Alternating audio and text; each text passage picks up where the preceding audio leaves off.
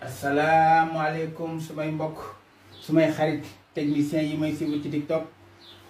Aujourd'hui samedi 18 juin seen xarit M.Sakho mo ñëwaat ci italien di leen defal vidéo. Li waral vidéo bi sama benn doom bu ñuy wax Babacar moom mooy yónnee question.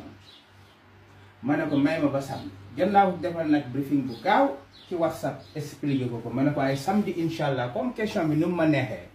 il faut que ma def ci vidéo. Buongiorno a tutti i miei amici italiani che mi seguono su TikTok.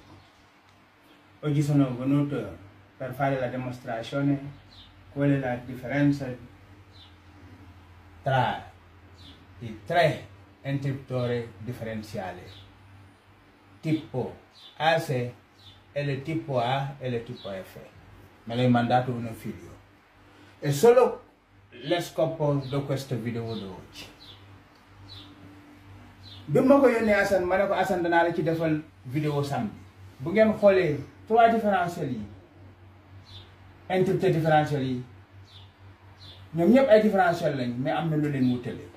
mais seen différence nee naa ko force la résistance ak sensibilité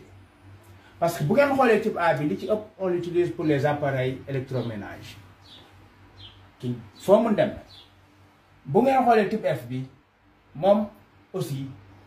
pour les appareils sensibles yu jëm ay frigo ordinateur alarme type F bi ci lañ koy def mais le AC bi li ci ëpp moom mooy faral di nekk ci suñu coffret kër yi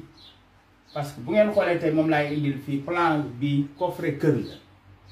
muy plan bu am solo bu ñu certifié ci Europe moo nekk fii en schéma monofilaire ma ñëw toj ko fii defal leen ko unifilaire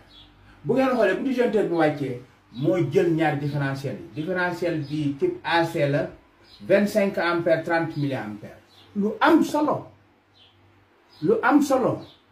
waaw sëy yi am na ci solo parce que bu ngeen xoolee fii coffret la kii coffret kër la wàcc jël nga am benn disjoncteur modulaire fii 4 disjoncteurs modulaires 2 de 16 ak 2 de 10 kii lampe la comme ni italien di faral def ñoom dañuy def jaune noté jaune journée waaw kii plan bi ku ko jël def ko ci kër di nga am coffret bu normal coffret bu am protection cent per cento parce que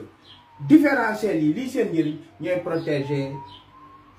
nit ñi contre les fuites de l'électricité kii nag moom njëriñam